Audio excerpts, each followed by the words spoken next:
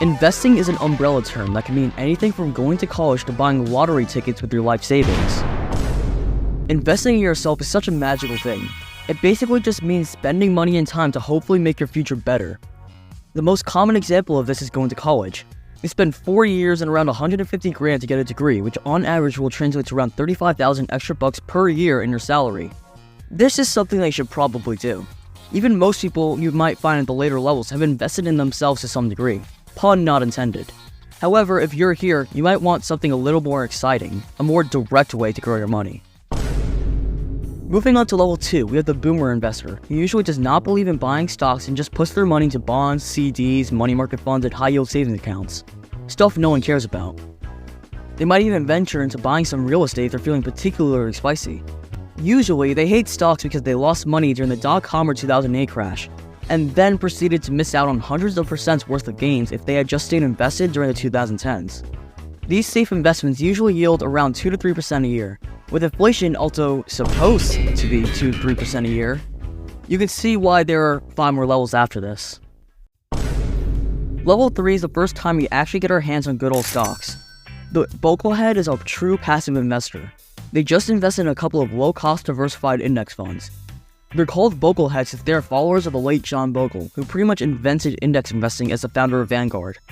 Pretty much every Boglehead has the same exact allocation: 60% US stocks in the form VTI, 20% international stocks in the form VXUS, and 20% bonds in the form BND. To get their 8% a year return, they pray to John Bogle every day. You know, this is the first and last time they are guaranteed to become a millionaire. It will take decades, but you are literally guaranteed this money. If there's ever a situation when the global economy goes to zero, you're going to have bigger problems to worry about than your $500 Robinhood account evaporating. Okay, so for the first 3 levels, you didn't really need any actual knowledge about stocks. After all, how much financial education do you need to press the buy button on some index funds? However, now you need to do some actual research on the stocks you choose to buy.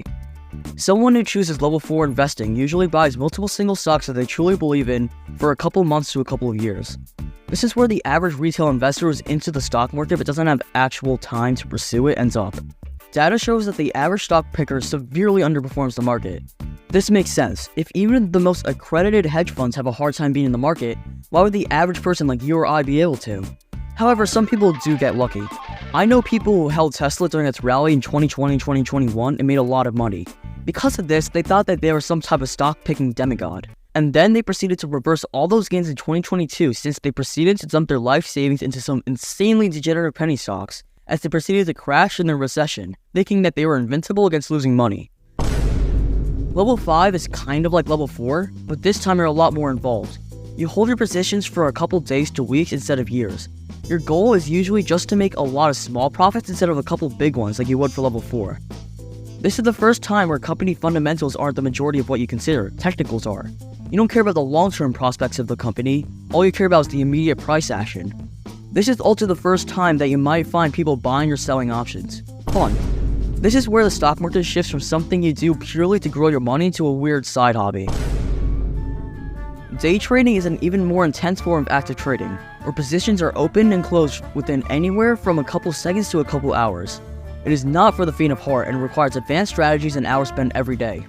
This exacerbates the point that I made for the last level. Day traders almost always focus on price action and related technical indicators to place their trades. They usually don't care about the prospects of the actual stock. Day trading requires discipline and commitment, but if you're willing to put in the time and find a strategy that works, then you will be rolling in cash. Supposedly, according to the TikTok guru trying to show me his $300 trading course. Anyway, do you want an example of people who aren't rolling in cash? People stuck in the final level. And at last, we have the Wall Street Bets Degenerate.